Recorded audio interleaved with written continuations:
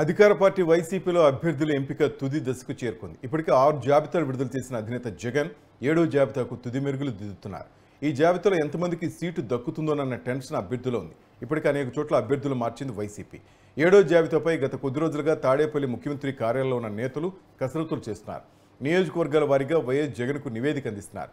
4 రకాల సర్వేల ద్వారా అభ్యర్థులు ఎంపిక చేస్తున్నట్టు తెలిసింది. ఐపాక్తో పాటు మరో 2 జాతీయ సంస్థలకు సర్వే బాధ్యతను అప్పగించారు. మరొకటి సొంత మీడియా సంస్థ నుంచి కూడా సర్వే చేయించి నివేదికను జగన్ ప్రత్యేకంగా తెప్పించుకున్నట్లు సమాచారం. ఇప్పటివరకు దాదాపు 67 అసెంబ్లీ నియోజకవర్గాల్లో 18 లోక్సభ నియోజకవర్గాల్లో అభ్యర్థుల్లో మార్పులు చేర్పులు చేశారు. కొందరికి టికెట్లు నిరాకరించగా మరికొందరిని పార్లమెంటు సభ్యులుగా పంపారు. ఇంకొందరిని రాజ్యసభకు ఎంపిక చేశారు. మరికొందరిని శాసనసభ నియోజకవర్గాలు మార్చారు.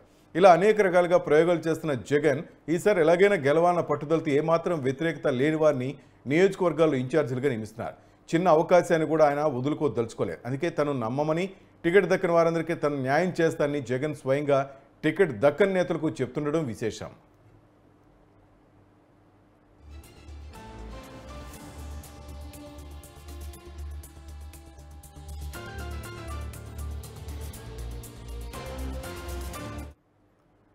సంక్షేమ కార్యక్రమాల పట్ల గ్రౌండ్ లెవెల్లో కొంత సానుకూల పరిస్థితులే ఉన్నా స్థానిక ఎమ్మెల్యేపై ఉన్న కొద్దిపాటి వ్యతిరేకతను కూడా ఆయన ఉండకూడదని భావిస్తున్నారు.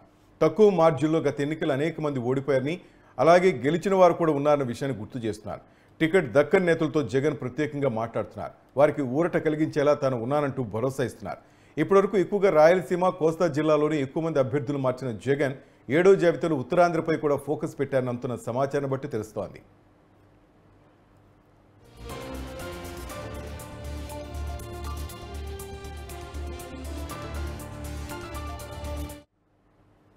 ఏడో జాబితాలో కూడా రాయలసీమకు చెందిన కొన్ని ముఖ్య నియోజకవర్గాలు ఉన్నాయని చెప్తున్నారు. అలాగే ఉత్తరాంధ్ర జిల్లాకు చెందిన కొన్ని నియోజకవర్గాల్లో కూడా 7th లిస్టులో చేంజెస్ ఉన్నాయంటున్నారు.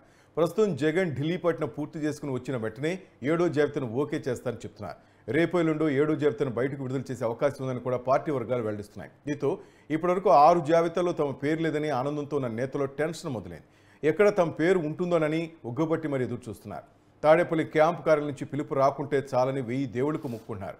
మరి అధినేత జగన్ ఎవరికి శుభవార్త చెప్తారో త్వరలోనే తేలిపోతుంది.